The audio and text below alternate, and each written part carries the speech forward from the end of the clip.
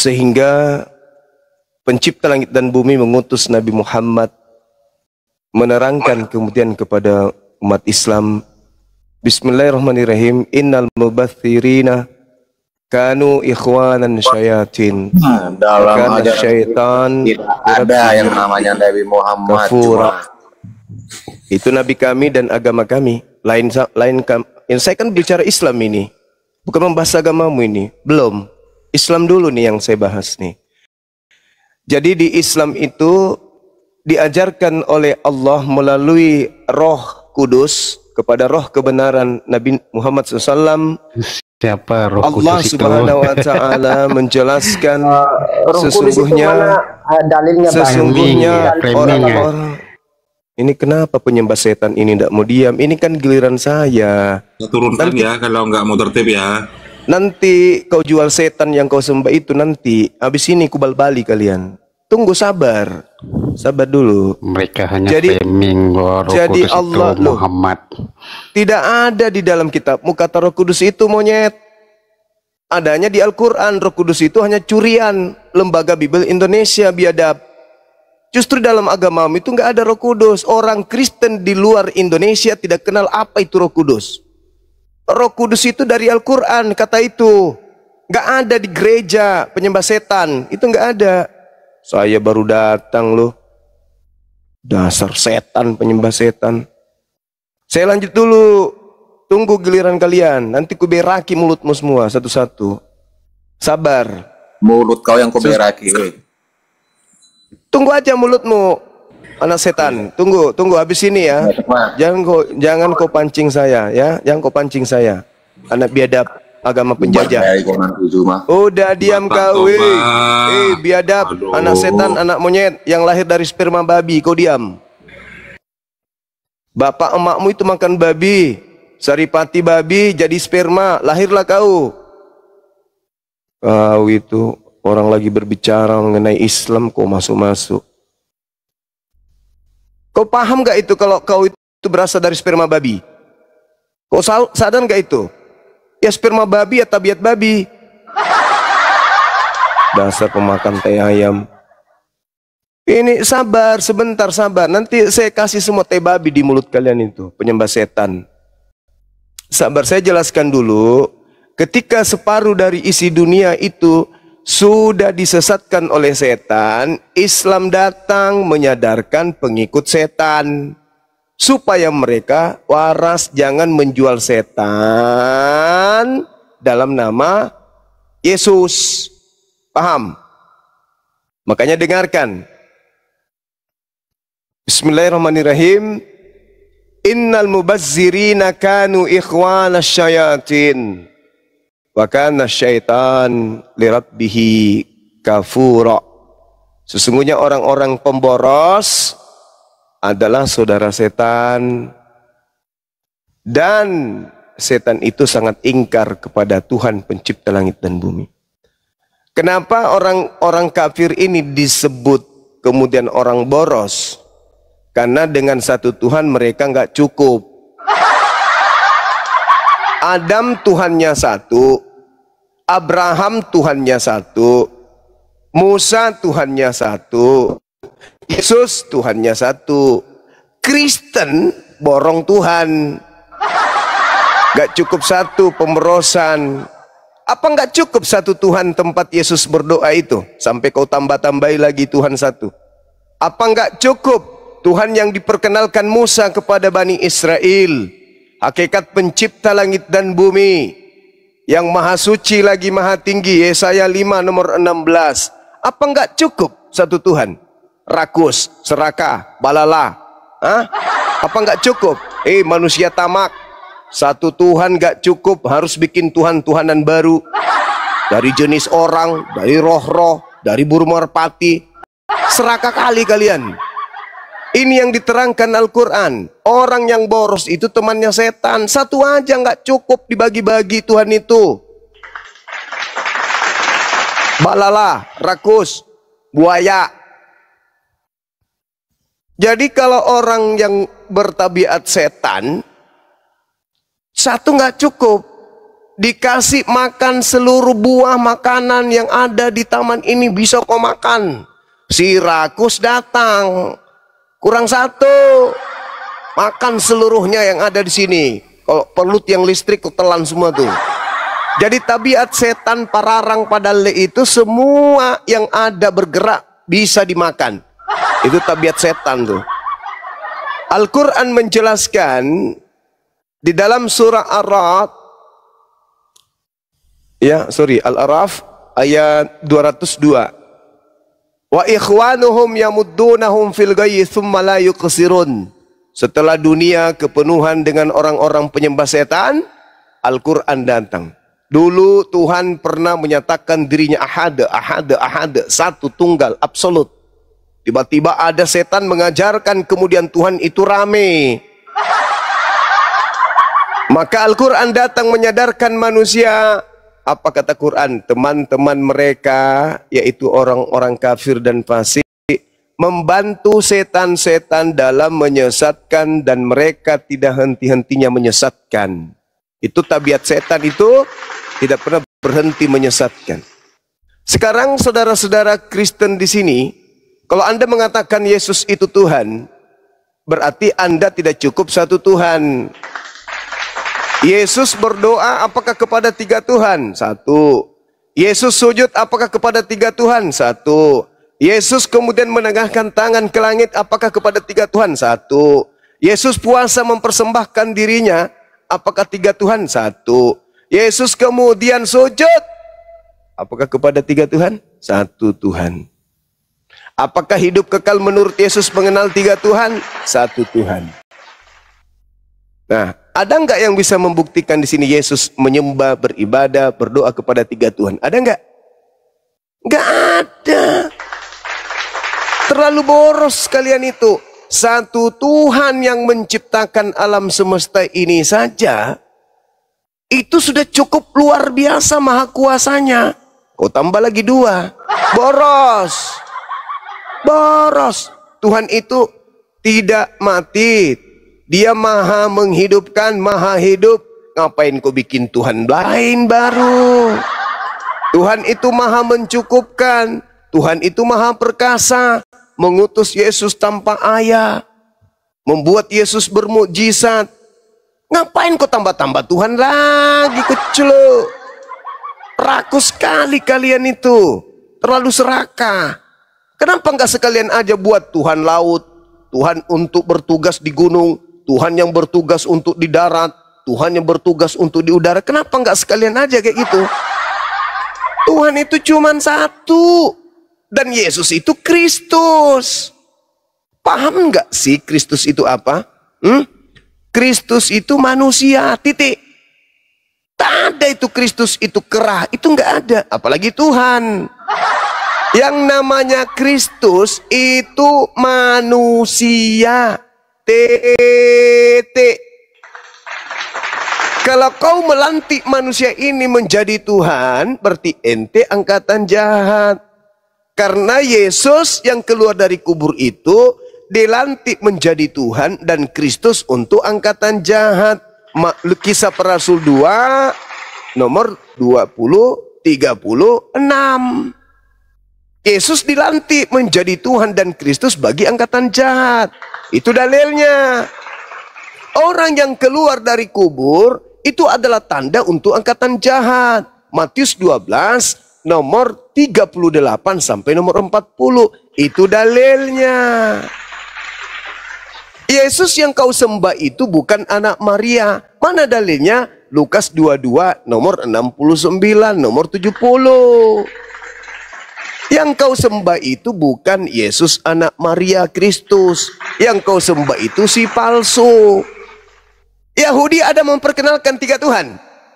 Ada. Yahudi yang kepada mereka diberi kitab yang kalian ambil terjemahannya itu secara tidak sah. Ada memperkenalkan tiga Tuhan? Ada. Ada. Satu Tuhan. Kalian ini aja nih yang serakah tamak. Jangankan binatang semua kalian makan, Tuhan pun harus banyak. Jelas itu. Israel Tuhannya cuma satu. Kalian tambah-tambahin Yesus, Yesus, Yesus. Yesus itu Kristus. Kristus itu manusia. Sekarang pola yang kamu bangun apa?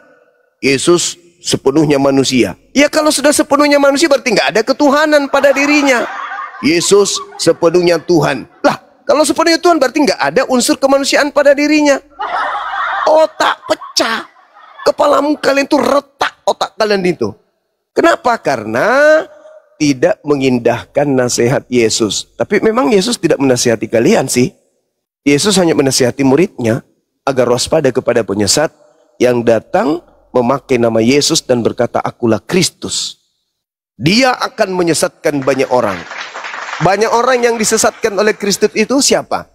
Ayo, Yahudi, Hindu, Buddha, Islam, atau Aliteng?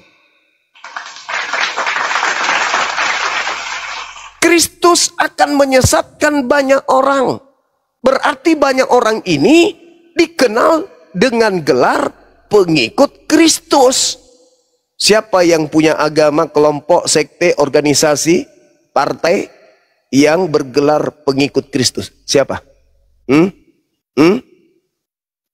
Sok paten, sok cantik.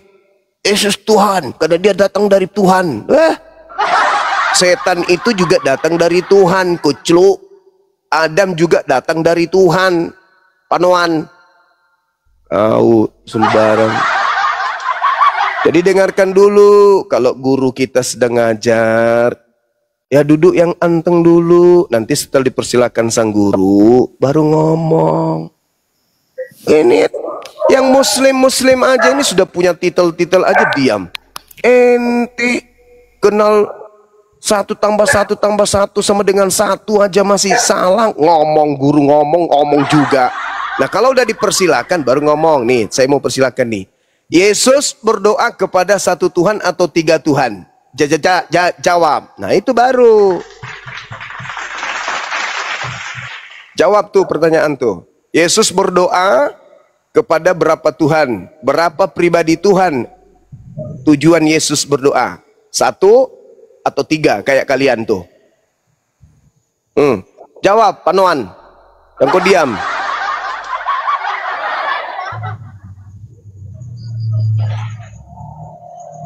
Liran ditanya. Hanya diam. Begini Pak, Yesus memang berdoa kepada Bapaknya karena dia memang dia manusia. Dia belum naik ke surga.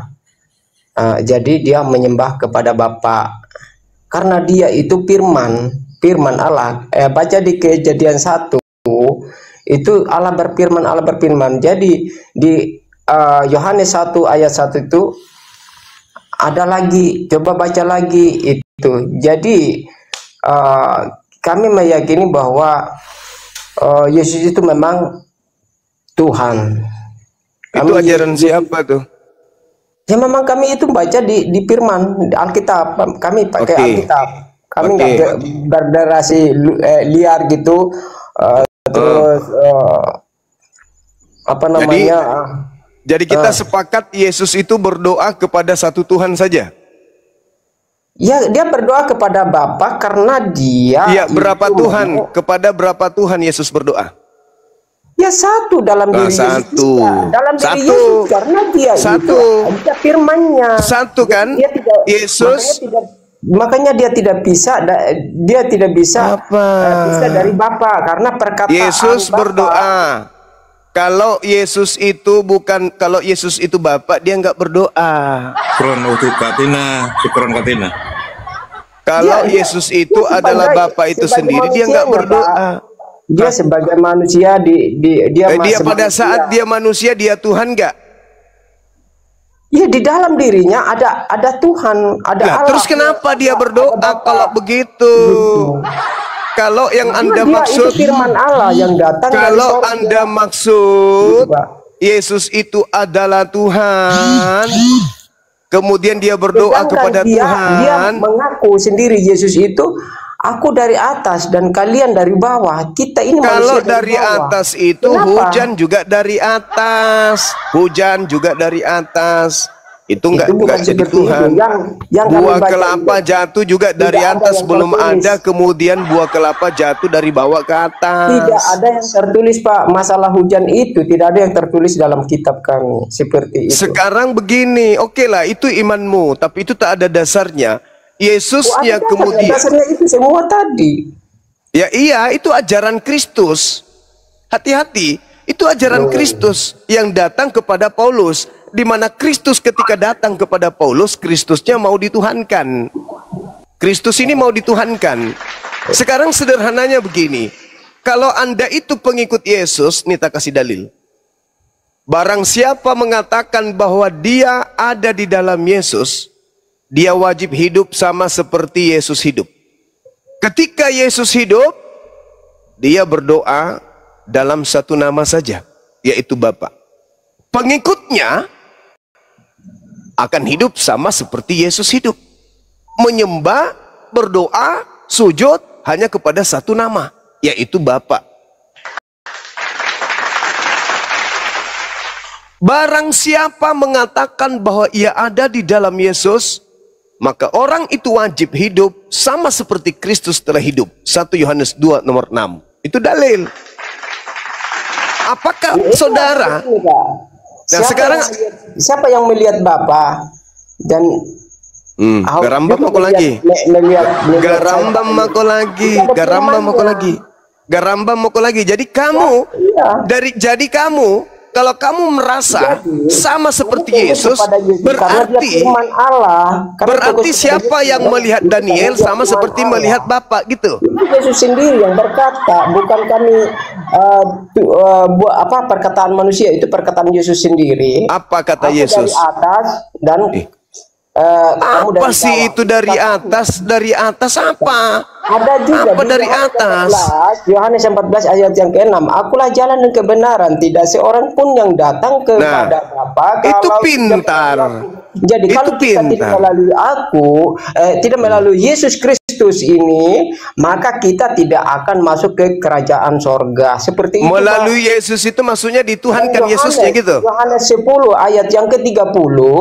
Aku dan Bapa adalah satu. Seperti itu, Pak. Itu kami nggak mau keluar dari konteks firman kami, Alkitab kami. Oke. Pertanyaan saya, Saudara Daniel.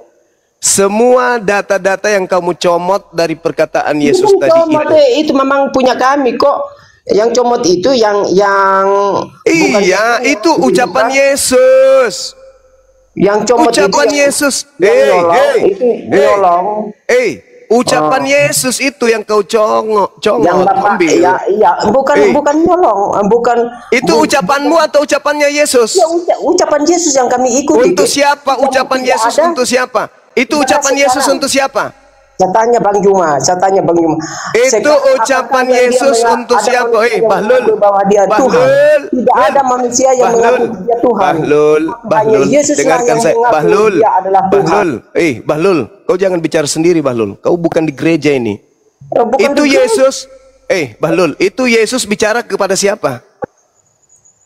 Saya namanya Daniel yang keluar dari itu Yesus tadinya berbicara kepada siapa, Lul? Lul. Yesus dia di data ayat yang kau comot itu sedang berbicara kepada siapa? Kepada umatnya, pengikut-pengikutnya Yesus itu. Siapa pengikutnya Yesus di situ? Ya pengikutnya berapa puluh ribu itu banyak kan? Siapa pengikut Yesus, Yahudi atau Kristen? Yahudi. Jadi Yahudi ada dua versi. Jadi kalau Yesus ini Adi Saputra yang ngomong. Jadi kalau Yesus berbicara di dalam surat kabar yang kau baca itu, yang ditulis oleh peliput, yang kau katakan rasul, itu Yesus sedang berbicara kepada pengikutnya Bani Israel. Aku kutip-kutip itu inti-intinya aja. Sadari dulu bahwa Yesus pada saat mengajar itu dia tidak berbicara kepada orang Kristen. Yesus berbicara kepada orang Yahudi. Sadari itu dulu. Itu benar. Ya makanya jangan kau merasa. Jangan kau merasa. Saya ngomong. Itu Saya ucapan ngomong. Yesus. Ini saya ngomong. Nah Itu sekarang benar. Jadi pada masa gini Bang Juma, bentar boleh nggak? dengarkan dulu. Ini Adi Saputra ngomong sebentar aja nggak boleh? Ya, Oke, udah, lanjut. Oke, jadi dengarkan begini, Bung. Jadi Begini. di abad pertama itu Kristen itu belum ada saat Tuhan Yesus Kristus hadir di bumi.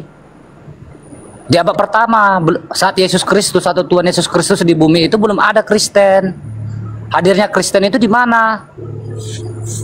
Itu yang harus ditanda-tanyai. Jadi semua segala firman-firman yang tertulis dalam Alkitab dari Perjanjian Lama atau Perjanjian Baru itu udah digenapi seperti yang tertulis dalam Lukas 22 ayat berapa? Segala tulisan-tulisan apa namanya kosakatanya yang tentang Taurat, Zabur atau segala macam itu tentang dia harus digenapi. Siapa yang menggenapi? Ya Yesus itu sendiri. Macamnya seperti Keluaran 33 ayat 11. Kan Tuhan atau YTVP itu kan berbicara kepada Musa kan seperti seorang berhadapan muka seperti seorang teman. Jadi yang menggenapi itu ya dia sendiri. Banyak seperti yang perkataan si Filipus. Filipus kata Tuhan Yesus Kristus kepada Filipus, sekian lama engkau bersamaku, engkau tidak mengenal aku. Barang siapa yang melihat aku, ia telah melihat Bapa. Karena pernyataan si Filipus, tunjukkanlah itu Bapa itu kepada kami. Makanya dikonfirmasi kepada kitab Roma, ya Roma 15 ayat 6, dengan satu hati dan satu suara kamu memuliakan Elohim dan Bapa kita Tuhan Yesus Kristus. Gimana sih? Jangan diputar-putar balik kan, brother. Jangan jeda dulu Daniel. Ini dengarkan saya. Ini Jesus only ini. Jangan terlalu tegang lah, santai.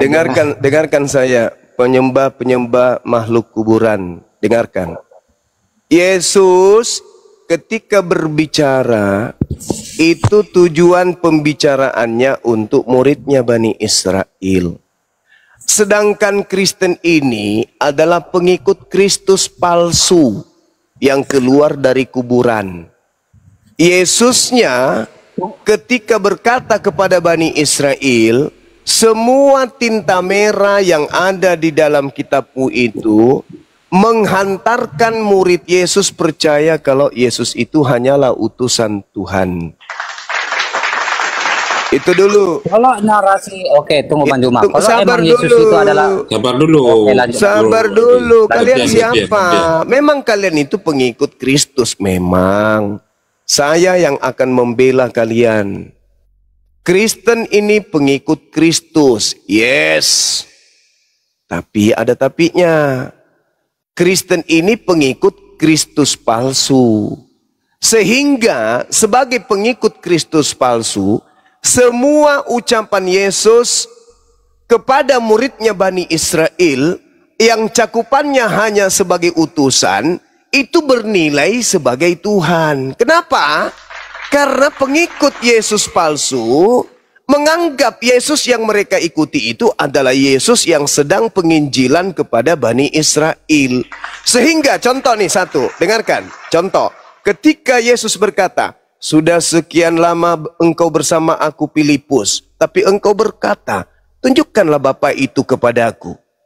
Bagaimana mungkin kau berkata seperti itu? Barang siapa yang melihat aku, itu sama seperti melihat Bapa. Nah, nilai ucapan Yesus kepada Yahudi, murid-muridnya, itu sama di dalam Keluaran 7 nomor 1. Musa diutus sebagai Elohim kepada mereka, khususnya kepada Fir'aun. Siapa yang melihat Musa sama seperti melihat Elohim. Siapa yang mendengarkan Musa sama seperti mendengarkan Elohim. Makanya Yesus mengatakan apa?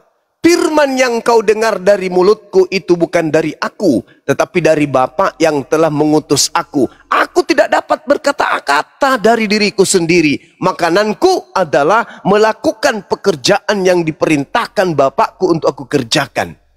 Itu cakupan ini muncul di tengah-tengah Bani Israel, murid-muridnya. Oh, Yesus mengaku barang siapa yang melihat aku sama seperti melihat Bapa, karena Yesus adalah Rasul utusan Bapa. Titik. Saya sambung. Sabar dulu, sedikit lagi. Nanti ada. Oke, lanjut. Habis lagi. Nah, dengarkan. Ini satu sisi ya. Saya simpulkan satu sisinya. Apapun yang Yesus katakan, meskipun Yesus berkata, wahai Bani Israel, aku ini adalah Tuhan. Tidak ada Tuhan selain aku, maka sembahlah aku. kalaupun ucapan itu diucapkan oleh Yesus kepada Bani Israel, manifestasi, intisari, hasil akhir, ending daripada kedudukan Yesus bagi murid-muridnya hanyalah Rasul mulia yang mewakili Tuhan Elohim langit dan bumi yang tak terlihat untuk mengatakan itu. Berarti Yesus bukan Tuhan, tapi dia adalah corong yang dipakai Tuhan untuk menyampaikan firman Tuhan kepada kami Bani Israel. Itu kedudukan tertinggi yang mereka imani. Mana dalilnya? Yohanes 17:8. Segala firman yang engkau berikan kepadaku telah aku sampaikan kepada mereka, dan mereka telah menerimanya, dan mereka percaya bahwa engkaulah yang telah mengutus aku. Titik. Nah, sisi yang lain. Ini sisi Kristen nih, sisi Kristen. Kristus palsu datang kepada Kristen. Kepada aku telah diberi kuasa. Pergilah kepada seluruh dunia, jadikanlah seluruh makhluk, seluruh bangsa menjadi pengikutku. Datang Paulus, komporen. Yesus mati, untuk itulah Yesus mati, untuk dibangkitkan menjadi Tuhan untuk kalian. Dikomporin lagi, di dalam Filipi 2, nomor 6, nomor 7, nomor 8. Theos, Tuhan, diganti dengan Tuhan, turun ke bumi, mengosongkan dirinya, tidak mempertahankan ketuhanannya, melainkan turun ke bumi. Untuk apa? Untuk mati di atas tiang salib, menebus dosa-dosa kalian. Jadi, Paulus sudah mencuci otaknya Kristen bahwa yang namanya Kristus itu adalah Tuhan. Nah, Kristen terjebak di situ tanpa Kristen sadari bahwa antara Yesus yang datang di tengah Bani Israel yang hanya utusan Tuhan dengan Yesus yang datang kepada Paulus yang ingin dituhankan, itu adalah oknum yang berbeda. Sehingga ketika orang-orang Kristen ini tidak menyadari, mereka mencoba untuk mengambil ucapan-ucapan Yesus asli untuk menjadikan label, untuk menjadikan legalitas ketuhanan Kristus palsu di tengah-tengah umat Islam. Padahal itu salah besar. Kristen tidak sadar kalau yang mereka proklamasikan, yang mereka promosikan ini adalah Kristus palsu yang mau dituhankan selain daripada Tuhan yang Yesus asli sembah. Sampai sini paham?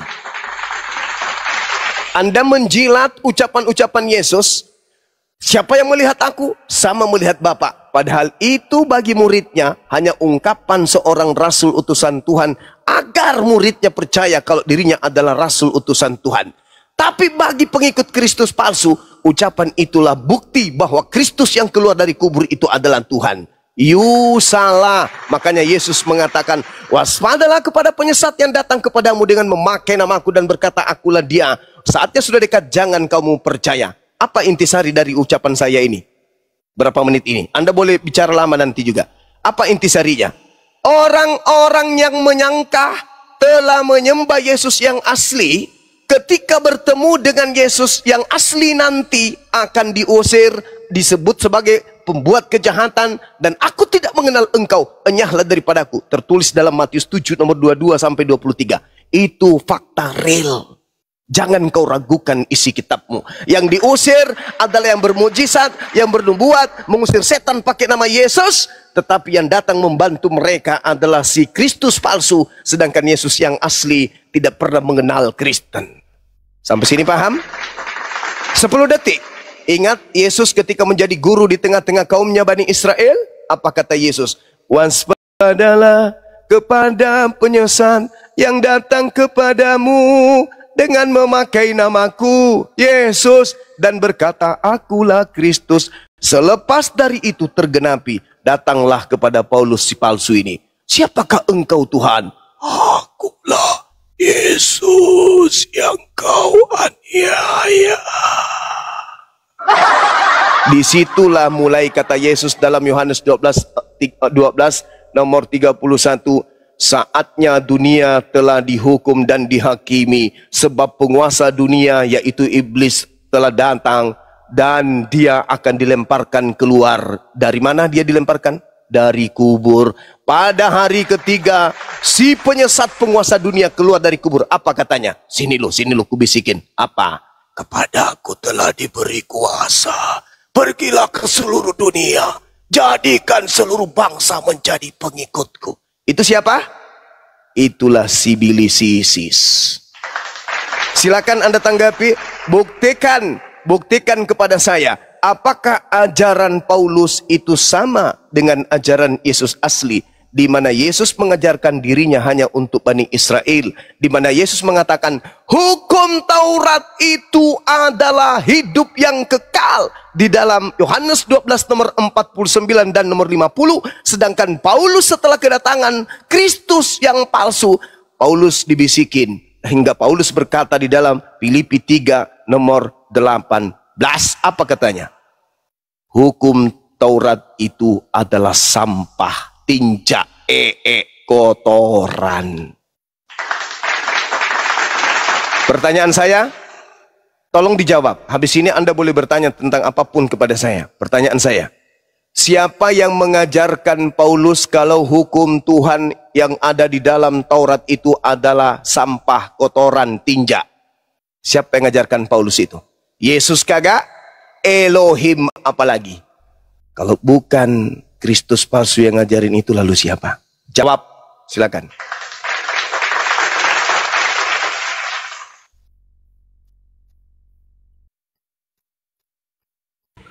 Silakan, Bang Adi atau Daniel, dibuka mailnya. Bang Daniel, waduh macet semua ini. Jericho. Ya, saya mau menanggapi tadi. Saya kira sudah jelas dikatakan tadi bahwa Yesus mengatakan bahwa aku dan Bapa itu adalah satu. Jadi bagaimana lagi bisa kita membantah? Kemudian yang tidak pernah disinggung dari tadi, Tuhan Yesus itu berkuasa mengampuni dosa. Jadi sepengetahuan saya dari semua nabi-nabi ataupun rasul, belum ada yang mengatakan bahwa saya bisa mengampuni dosa atau berkuasa mengampuni dosa. Hanya Tuhan Yesus yang berani, yang bisa mengatakan hal yang seperti itu, bahwa dia berkuasa mengampuni dosa. Ya, kemudian tadi sudah dikatakan bahwa Tuhan Yesus sendiri mengatakan bahwa saya dan Bapa adalah, aku dan Bapa adalah satu. Siapa yang telah melihat aku, ia telah melihat Bapa. Saya kira jelas di sini bahwa Yesus sendiri itu Yesus sendiri adalah Tuhan. Dia sendiri adalah Allah. Jadi saya kira itu yang saya akan tangkap. Kemudian tadi Suma mengatakan bahwa jangan sampai menyembah orang di dalam kuburan. Ini perkataan Suma itu jangan sampai kembali kepada orang Islam sendiri. Siapa yang menyembah orang di dalam kuburan? Ya, saya kira itu yang saya tanggapi. Oke, baik. Yang pertama, saudara mengatakan aku dan Bapa adalah satu sehingga dia Tuhan. Iya, bagi muridnya, betul. sabar. Bagi saya belum pernah mendengar atau jangan ditanggapi dulu, saudaraku. Ada rasul ataupun saudaraku jangan ditanggapi dulu. Izinkan saya dulu berbicara biar bermartabat diskusi kita ini. Karena sasaran saya bukan ente. Gantian Jericho. Sasaran saya bukan ente. Sulit bagi saya menyadarkan pengikut setan. Sasaran saya yang mendengarkan di luar kita ini. Oke? Pertama, Anda mengatakan aku dan Bapa adalah satu. Bagi orang Yahudi, aku dan Bapa adalah satu itu ungkapan biasa, Cak Ayu. Makanya mereka dipanggil anak. Itu bukan tak ada keistimewaan. Mereka dipanggil anak, Tuhan mereka panggil Bapa karena mereka memang merasa satu.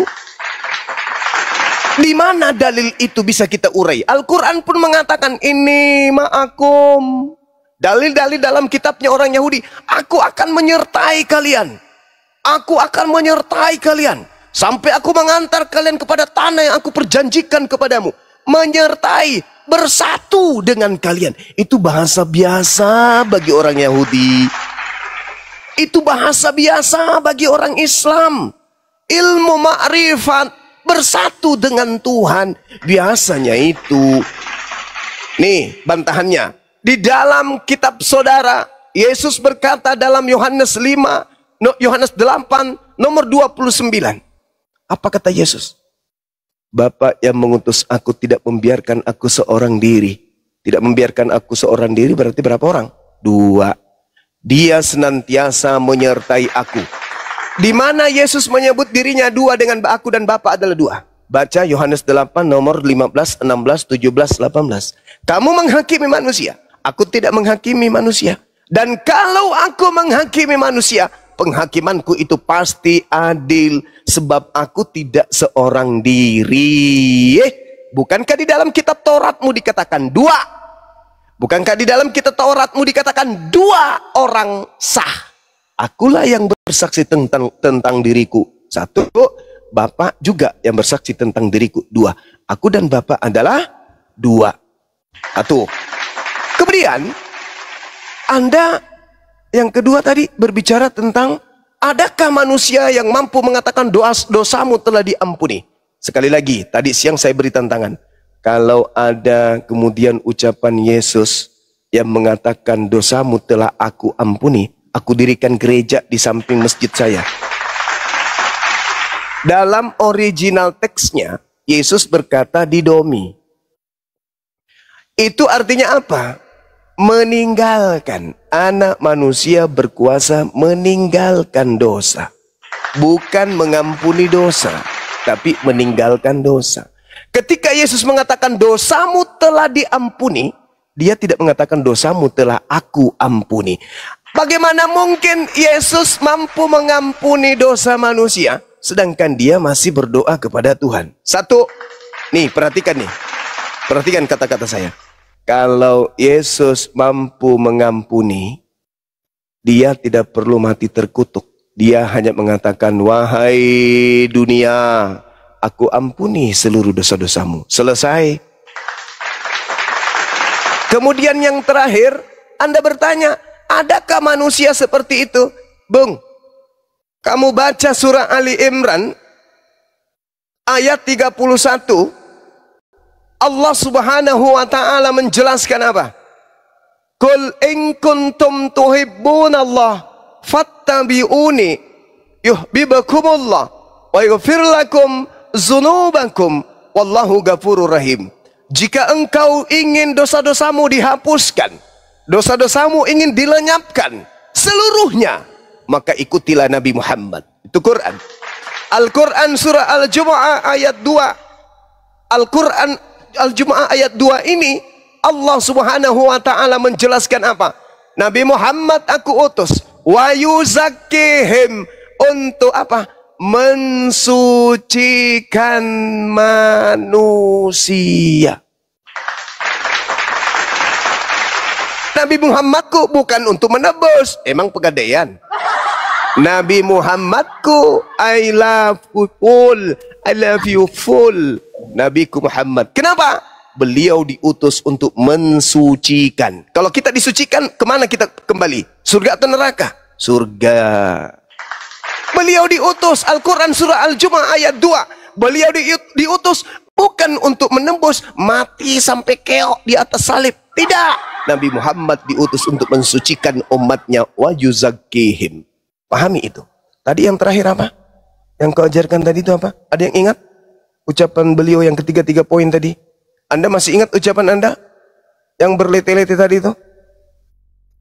Anda menganggap dia Tuhan. Sekali lagi saya katakan kepada saudara. Ini nih. Buat saudara saya Kristen nih. Dengarkan saya. Saya tidak benci kalian, enggak. Saya benci kalau kalian tidak menggunakan akal. Dengarkan ucapan Yesus ini. Waspadalah. Ini kepada Bani Israel. Waspadalah kepada penyesat yang datang kepada Bani Israel, memakai namaku dan berkata akulah Kristus. Satu-satunya kelompok di luar Bani Israel yang mempertontonkan tanpa malu di hadapan orang-orang Yahudi, bahkan sampai diludahin sama orang Yahudi. Tapi kalian tebal muka. Yang datang ke atas muka bumi ini memakai nama Yesus dan berkata Yesus itu adalah Kristus. Saya ulang lagi, Yesus berkata dalam Lukas 21 nomor 8, waspadalah kepada penyesat yang datang kepada kalian, kepada kamu, dengan memakai namaku dan berkata, akulah dia. Saatnya sudah dekat, jangan kamu mengikuti mereka. Yang datang kepada Yahudi, murid-murid Yesus, membawa nama Yesus dan berkata Yesus adalah Kristus, hanya ada satu kelompok. Siapa itu? Kalian Kristen. Matius 24, nomor 4, nomor 5. Waspadalah agar kalian jangan disesatkan. Agar kamu Bani Israel, jangan disesatkan. Sebab akan datang banyak penyesat dengan memakai namaku dan berkata, akulah Mesias. Mereka akan menyesatkan banyak orang. Ingat, satu-satunya kelompok yang banyak mengaku membawa nama Yesus kemana-mana dan mengatakan kepada orang lain Yesus itu adalah Mesias, itu hanya Kristen. Kalau Anda merasa tidak, tolong tunjukkan di luar Yahudi yang datang kepada Yahudi, mengaku-ngaku sebagai pengikut Yesus dan membawa nama Yesus sebagai Yesus itu adalah Kristus, dan mereka menyesatkan banyak orang. Kalau bukan Kristen, tunjukkan itu siapa.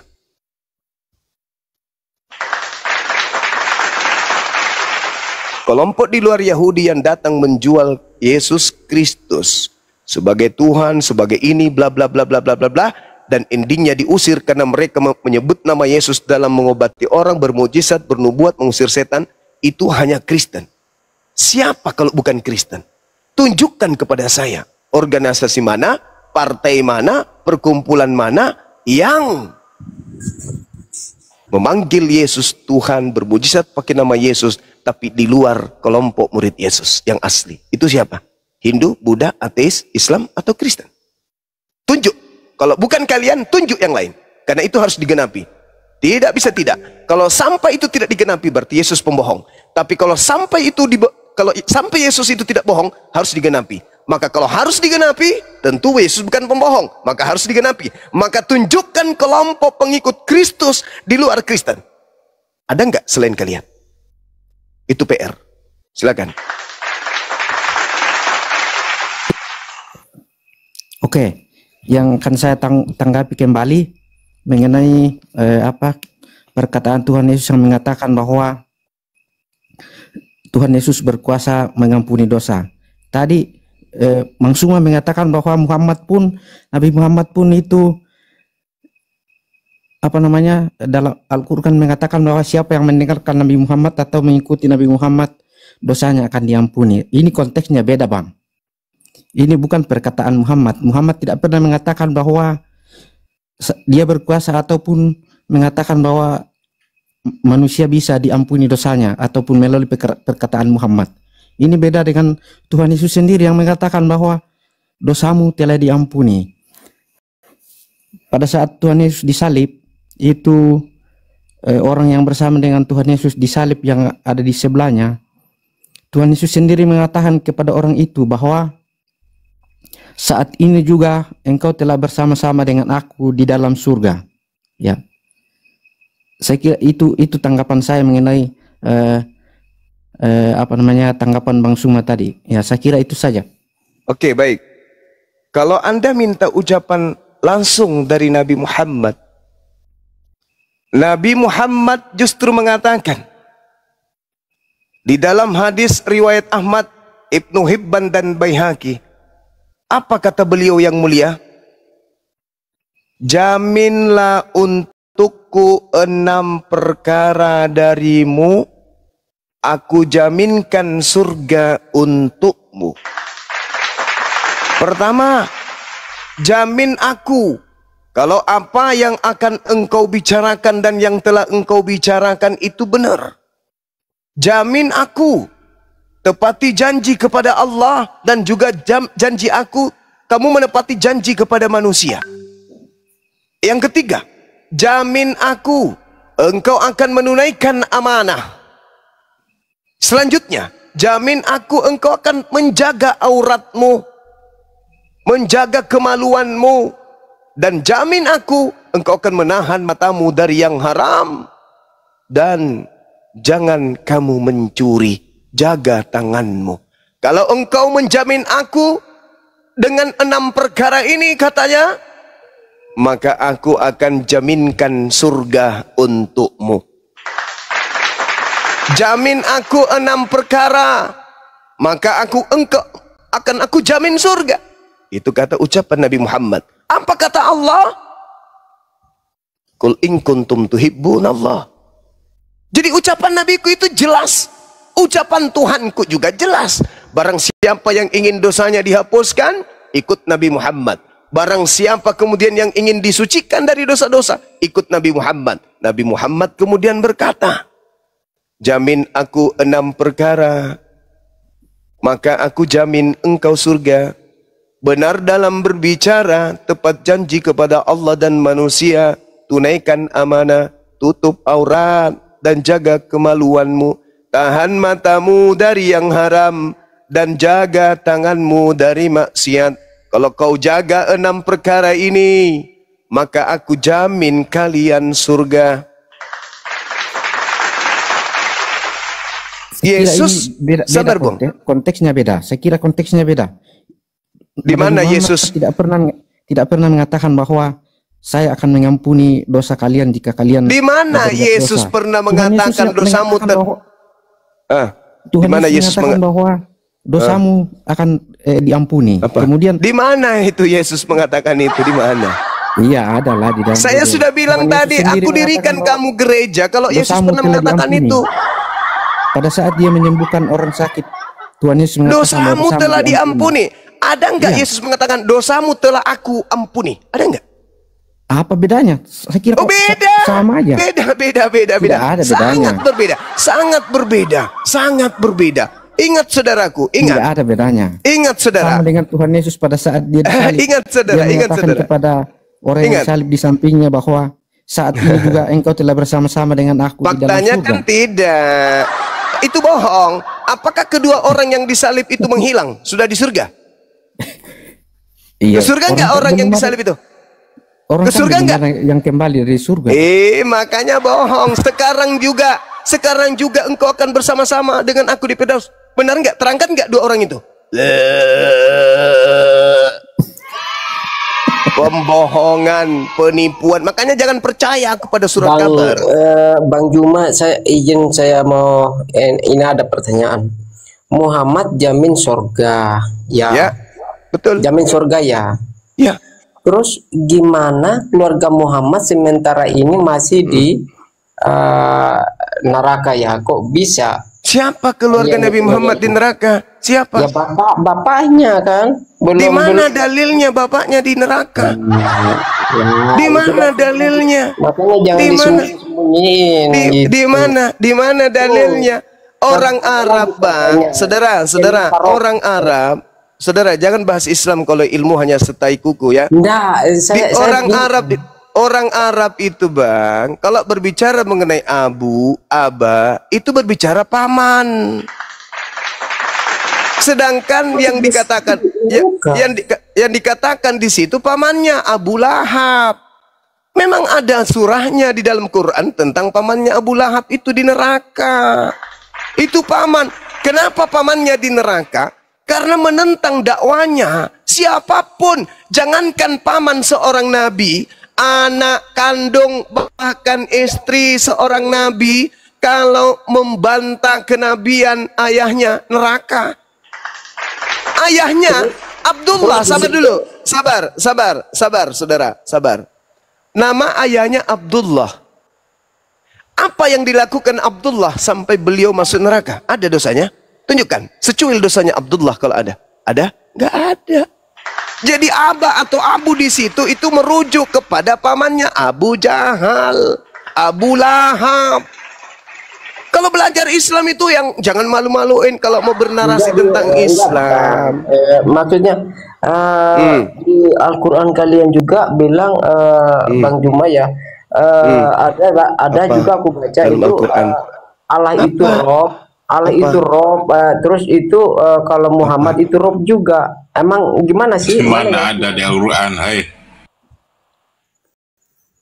Jaringan saya, Bang, jaringan saya. Diulang. Apa di Al-Quran? Di kitab kalian Allah itu Rob kan? Kenapa? Percaya kan Rob kan? Allah itu pencipta kan langit dan bumi itu Rabbus samawati wal ard. Iya, Muhammad juga Rob kan. Muhammad juga Rob kan. Saya juga Rob. Saya juga Rob kalau berbicara mengenai kaidah bahasa. Rob Berarti- itu tuan atau berarti- pemilik. Berarti ya sama apa bedanya kan Allah sama Roh Dia sama bilang ada di Al-Quran katanya Gurunda. ada yang beda. Itu kan tulisannya Rob. Itu beda. Itu beda, Cak Ayu. Kalau pencipta langit dan bumi itu disebut Rabbus samawati wal ard. Itu sama seperti Bapak. Bapak Habibie, Bapak Soeharto, Bapak Elohim. Kalau berbicara mengenai Bapak Elohim, berarti berbicara mengenai Tuhan alam semesta. Kalau berbicara mengenai Bapak Soeharto, berbicara mengenai Presiden kedua Indonesia. Sama-sama Bapak. Karena kami meyakini bahwa firman itu memang menjadi manusia. Kita kan tidak bisa dibantah bahwa Allah sekarang alam semesta ini semuanya berasal dari firman. Tidak ada yang tidak berasal dari firman. Di situ diterangkan di dalam kitabmu Yohanes 1 nomor 3, segala sesuatu dijadikan oleh Dia si firman. Jadi semua ini berasal dari firman. Makanya tadi itu firman yang menjadi manusia. Makanya Yesus itu Bapa adalah Dia juga gitu kan. Itu dengar, kalau Anda menggunakan logika sehat Anda menerima penjelasan saya. Dengar saudaraku, kalau Anda menggunakan logika sehat Anda menerima penjelasan saya tadi di awal, Anda itu sehat. Ingat Yohanes 3 nomor 34, siapapun yang diutus menyampaikan firman oleh Elohim, padanya penuh roh Tuhan, tak henti-hentinya, tak habis-habisnya sepenuhnya. Itu kata Yesus. Matius 4 nomor 4, seluruh manusia berasal dari firman yang keluar dari mulut Tuhan. Oke? Jadi tidak ada alasan kemudian menuhankan Yesus. Anda memaksakan firman jadi manusia. Ingat saudara, itu ucapan penulis kitab Yohanes. Apa ucapan Yesusnya tentang dirinya? Yohanes 8:42. Apa kata Yesusnya? Aku datang di atas muka bumi ini bukan atas kehendakku sendiri. Berarti dia bukan Tuhan yang nuzul menjadi manusia. Kalau dia adalah Bapa yang nuzul menjadi manusia, maka dia akan mengatakan, aku datang menjadi manusia atas kehendakku sendiri. Karena yang datang, ya dia sendiri sang Bapa itu. Tapi karena bukan dia, maka dia mengatakan, aku datang menjadi manusia, bukan atas kehendakku sendiri. Nah, yang Anda usung itu saudaraku, yang Anda usung itu sebenarnya, yang tadi yang saya katakan, Kristen ini tidak sadar kalau dia ini sudah terperangkap oleh ajaran Kristus yang datang kepada Paulus. Mari saya buktikan. Kalau Tuhan nuzul menjadi manusia, itu bukan Yesus, tapi si Kristus. Mana dalilnya? Filipi 2 nomor 6, nomor 7, nomor 8. Apa yang dikatakan di situ? Theos mengosongkan dirinya, tidak mempertahankan keteosannya, melainkan mengosongkan dirinya, lalu turun derajat, mengambil rupa hamba, lalu menjadi sama seperti manusia, lalu taat, bahkan taat sampai mati di atas salib. Itu siapa? Itu Tuhannya Kristen. Itu kan mengasihi, Allah itu mengasihi manusia ciptaan, Bang. Oke, sabar. Saya tanya kepada saudara. Kalau yang di dalam Yohanes 1 yang menjadi daging tadi ini apa? Firman. Ide kan? Ide kan? Ide. Iya. Kalau yang menjadi manusia di dalam Filipi 2, ide atau sang pemilik ide?